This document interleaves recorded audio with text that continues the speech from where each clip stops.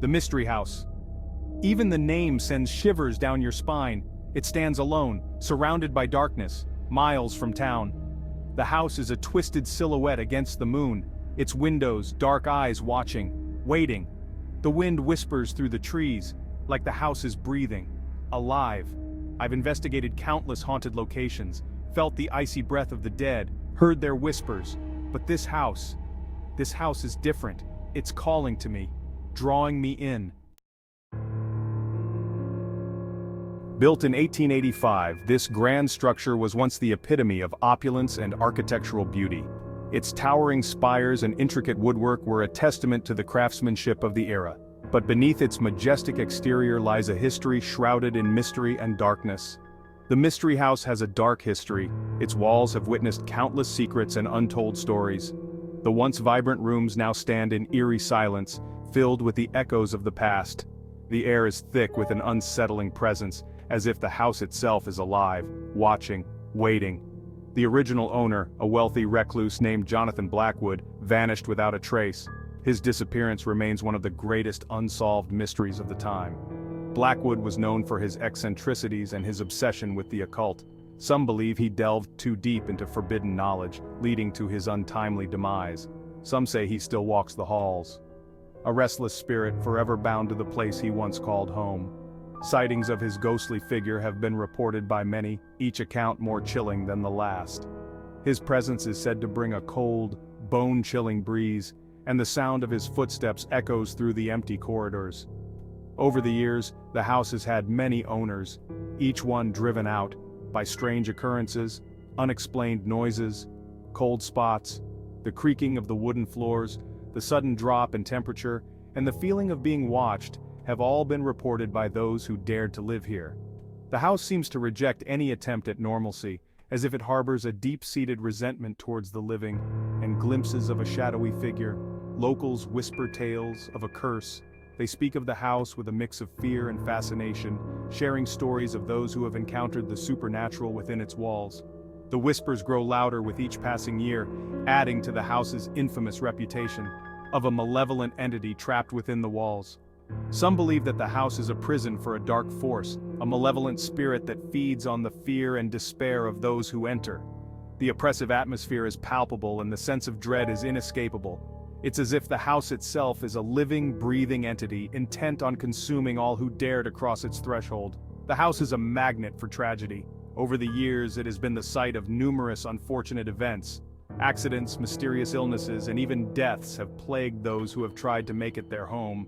The once grand mansion now stands as a somber reminder of the lives it has claimed, its broken furniture and decaying walls a testament to the sorrow that lingers within.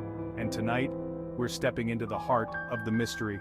As we cross the threshold, we are not just entering a house but a realm where the past and present collide. The air is thick with anticipation, and every creak and whisper seems to beckon us deeper into the unknown. Join us as we uncover the secrets of the Mystery House and perhaps come face to face with the spirits that still dwell within. One story stands out, the tale of a young servant girl, Eliza. She claimed the house was haunted, that something was watching her. Then she disappeared, no sign of a struggle, no explanation, just gone. Some say Eliza's spirit remains, trapped within the house, seeking peace. The air grows heavy as we enter the attic.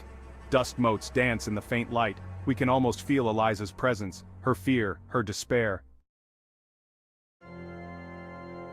A piercing scream echoes through the house. It reverberates off the walls, sending chills down our spines. The sound is so intense it feels like it could shatter glass. We stand frozen for a moment, trying to pinpoint the source of the scream. We rush towards the sound, adrenaline pumping. Our footsteps echo loudly in the otherwise silent house.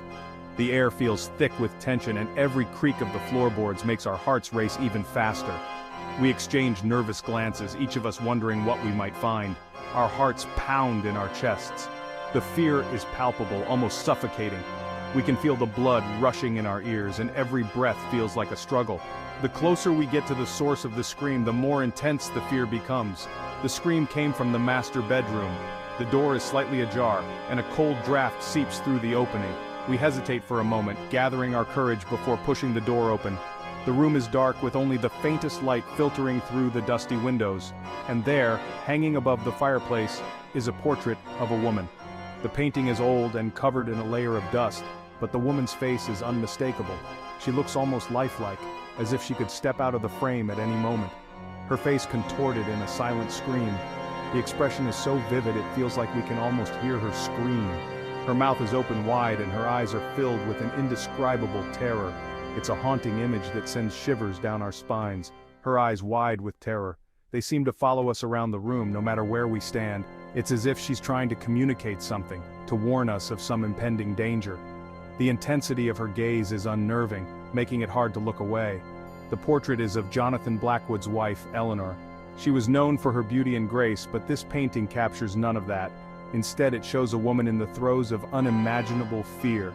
It's a stark contrast to the other portraits in the house, which depict her as serene and composed.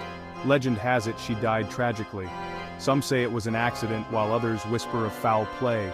The details are murky, but one thing is certain: her death left a dark stain on the Blackwood family history. The house has never been the same since that fateful night. Some say she was murdered. There are rumors of a shadowy figure seen lurking around the house in the days leading up to her death. Some believe it was a jealous lover. Others think it was a vengeful spirit. The truth remains a mystery, shrouded in the mists of time. Could her spirit be the source of the scream? Many have reported seeing a ghostly figure wandering the halls at night. Some say they've heard whispers in the dark, or felt a cold hand brush against their skin.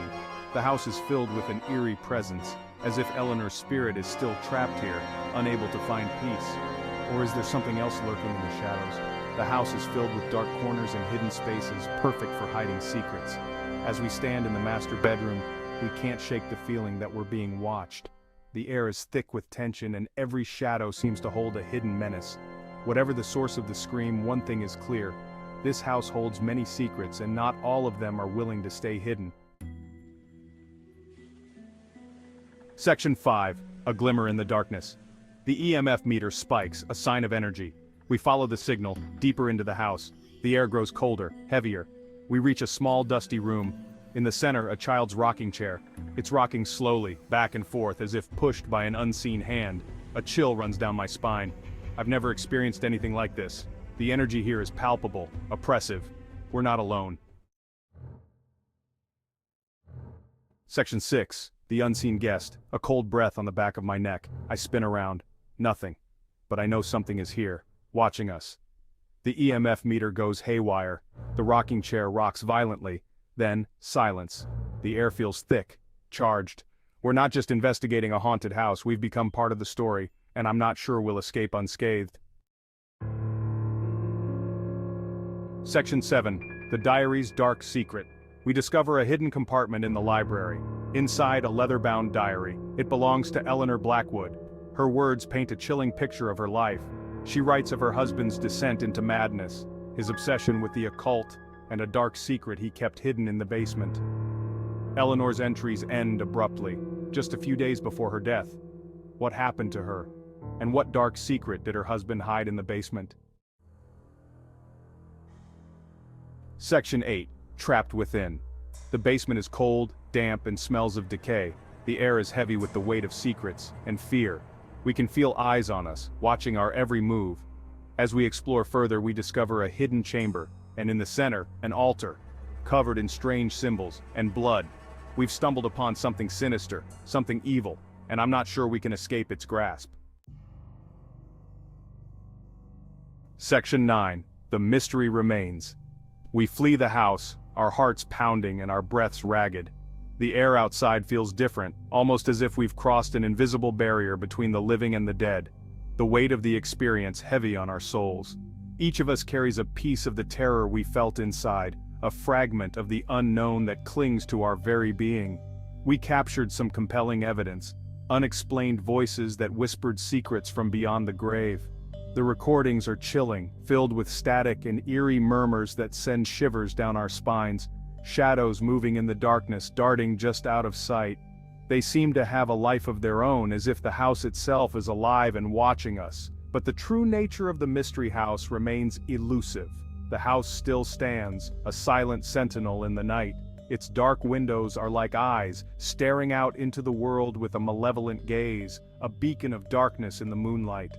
Holding its secrets close, it beckons to those who dare to uncover its mysteries. The moonlight casts an eerie glow, making the house appear even more sinister, waiting for its next victims. The house is patient, knowing that curiosity will eventually draw more souls into its grasp. It feeds on fear, growing stronger with each passing night. We may never know the full truth of what happened within those walls. The stories and legends are countless, each more terrifying than the last. Some say the house is cursed, others believe it is a portal to another realm. But one thing is certain: the Mystery House is a place of true evil. Its presence is palpable, a dark force that lingers in the air. It is a place where nightmares come to life, and where the line between reality and the supernatural is blurred.